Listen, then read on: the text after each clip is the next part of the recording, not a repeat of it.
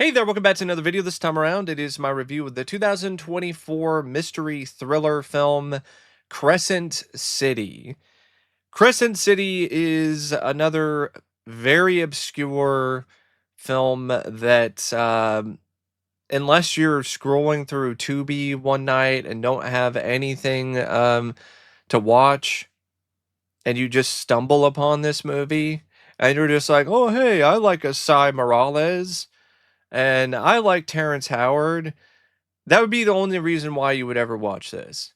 Because this is another painfully forgettable and generic mystery thriller film that was made on the cheap that is a dime a dozen.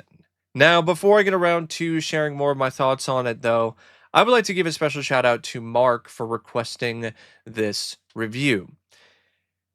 The film is directed by a guy named R.J. Collins, and prior to this film, he directed such winners like the Matt Rife vampire comedy Don't Suck. So let's just say his track record as a filmmaker is not the best.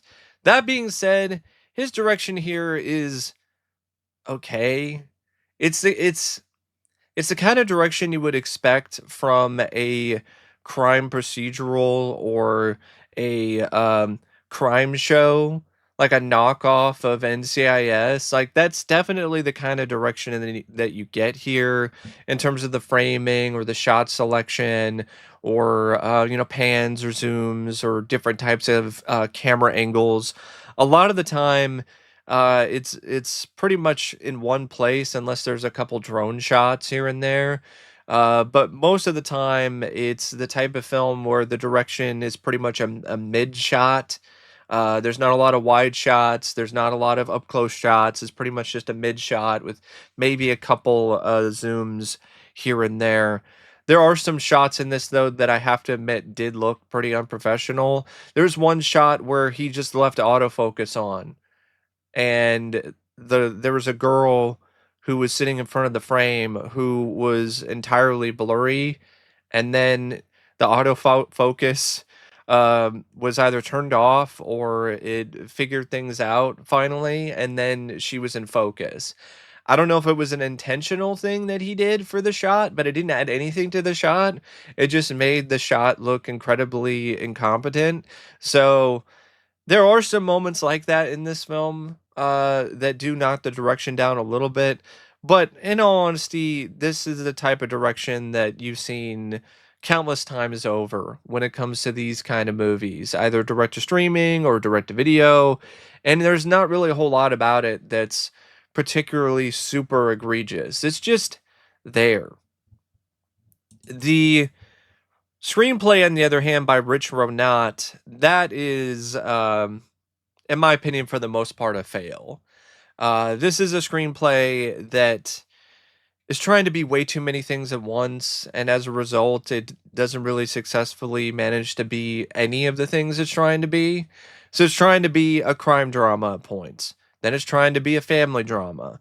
Then it's trying to be a mystery film. And it's not effective at any of those things.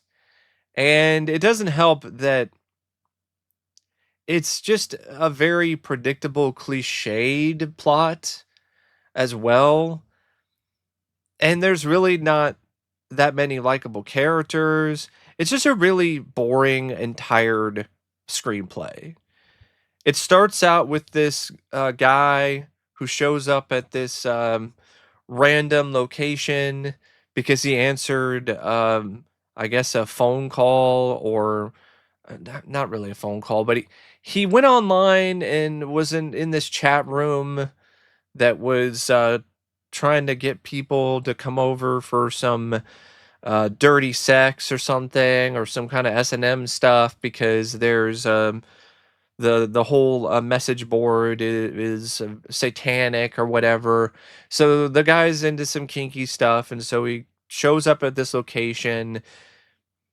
He sees what is clearly a redheaded woman coming out of the pool, and then he grabs a drink that's just sitting there like a dumbass, And then he winds up succumbing to drugs and the drink, and then he gets his throat slit because somebody comes up behind him and slits his throat. Now, you think that the person who did that was the redheaded woman, but as you'll find out later in a really stupid twist, uh, that wasn't the case. So this is the first of many kills from this mannequin killer. This serial killer who's going around killing people, cutting off their heads, and leaving behind mannequin heads. I guess the killer was a really big fan of the movie Mannequin. But anyway, or he's a big fan of Maniac. So this mannequin killer's going around killing people, and there are two cops who are on the case. Brian Sutter and Luke Carson, played by Terrence Howard and Esai Morales. And the two of them, they're the type of partners who they get along okay, but they're not what you would consider to be buddies. They're more of work colleagues than anything else. So from the beginning, the chemistry and just feels off because of the way that these characters are written and their dialogue and their interactions with each other.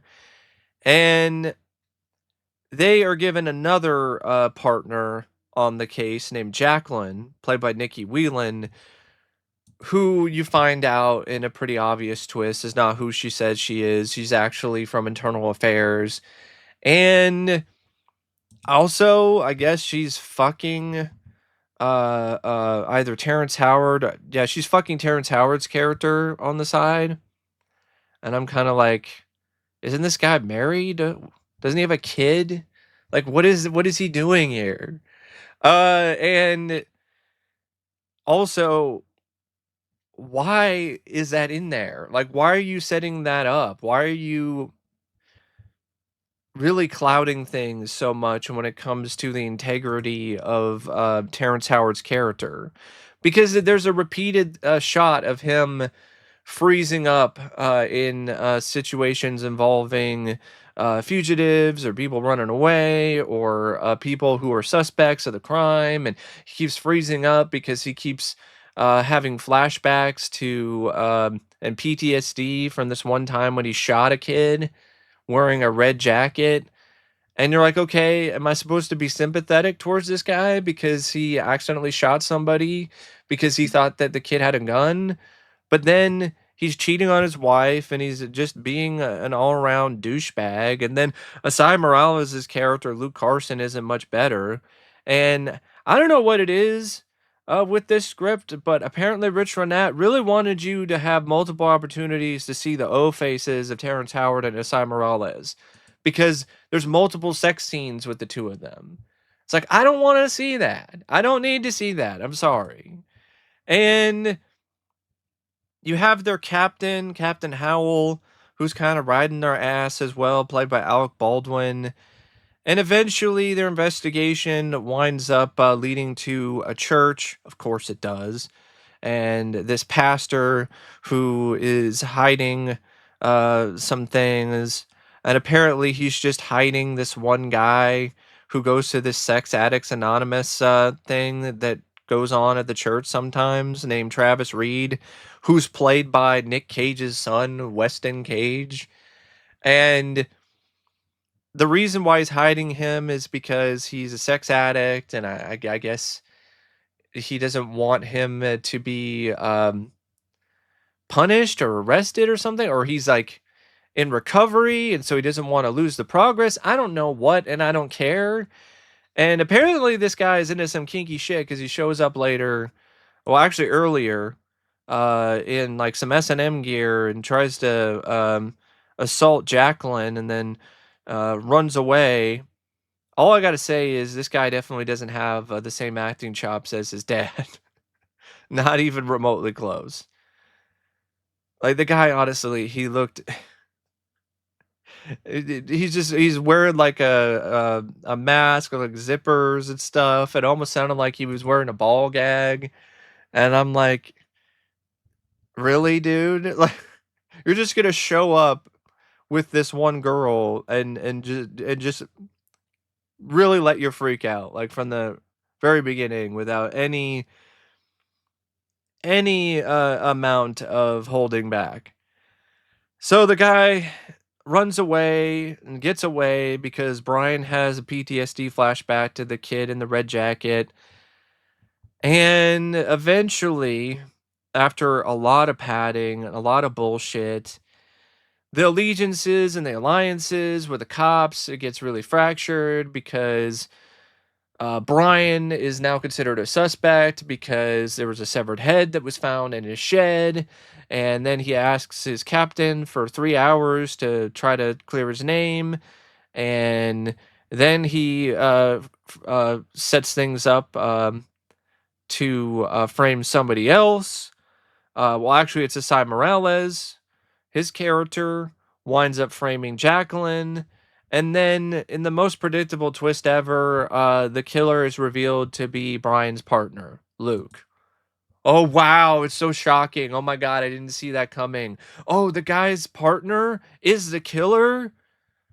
Holy shit. What a twist. But here's the problem with that twist. It makes no sense when you look at it from the context of the opening scene. In the opening scene, it's clearly a redheaded woman in a bathing suit who gets out of the pool, and there's no guy wearing a Karen wig. There's none of that shit going on. And unless Asai Morales has a pool girl, it doesn't make any sense that the same woman who got out of the pool is Asai Morales wearing a wig. Like, it doesn't make any sense whatsoever. It's a bunch of fucking bullshit.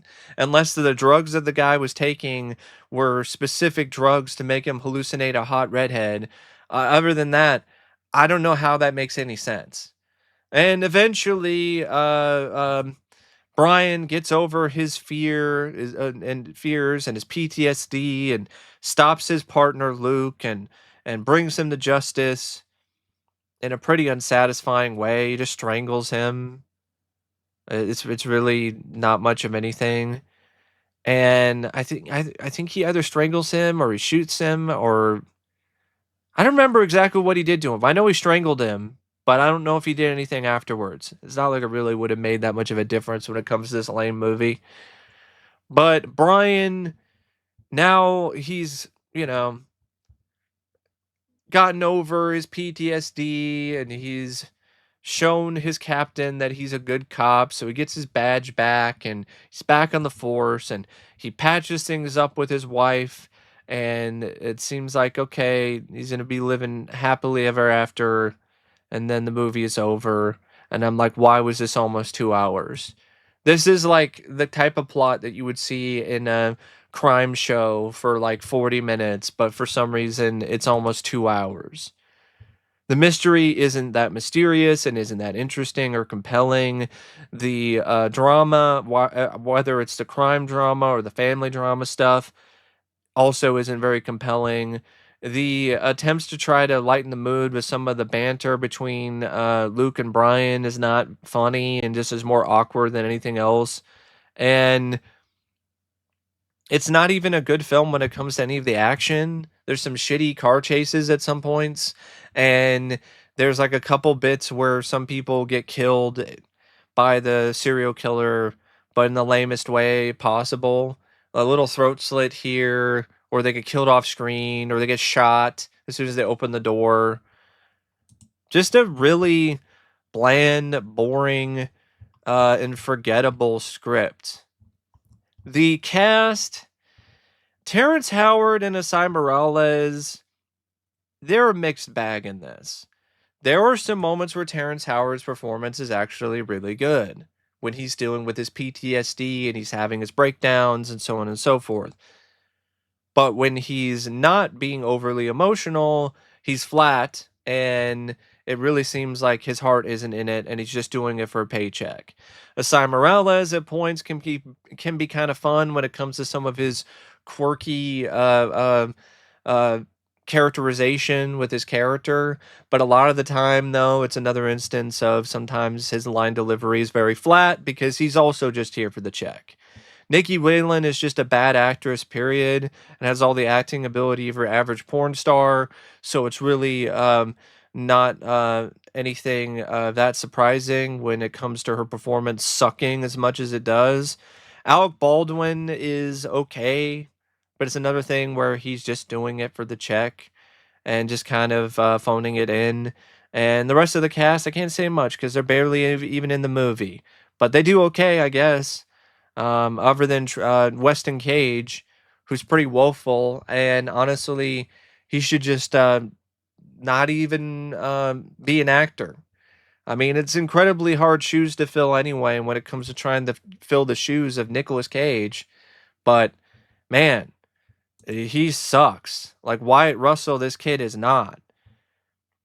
And then when it comes to some other aspects of the film, like the music by Josh Ashley, it's just another extension of just how generic and how plain this movie is. The type of music you've heard tens of thousand times over when it comes to these kind of movies. Nothing new, nothing original in terms of the composition. Might as well have just used stock footage or, I mean, stock music. And then the cinematographer, Alex Sali, uh, so cinematography. The editing by Eric Potter. At points, it almost looks like the guy is high in pot because the editing is kind of just either really off or just not very well done. Maybe you should stick to, doing editing while you're sober, Eric, because smoking the ganja while you're or the pot while you're trying to edit your movie is not a good idea. I can't really say a whole lot else about the movie, to be honest. I mean, there's barely much of anything that happens for the nearly 2 hour runtime, except a lot of dialogue and exposition. And it's not like it's full of some really clever twists or lines of dialogue or aspects of the script. It's just everything is just so damn plain and bland and boring. This movie is like the cinematic equivalent of a saltine cracker, but without the salt. That's really a great example. And honestly, a great way to sum up Crescent City. I mean, even the title is just really, really generic and plain and all kinds of lame. Crescent City? Like, really? That's the best title you could come up with? And where the hell is Crescent City anyway? And why is it even called Crescent City? I think it was like mentioned in a one-off line like one time by one of the characters. Because other than that, it doesn't take place in Crescent City, and Crescent City doesn't really seem to have any importance when it comes to the plot. But yeah, that's just my thoughts on a pretty unimportant and uninvolving direct to streaming thriller. And as always, thanks for watching, and I'll see you later. See ya.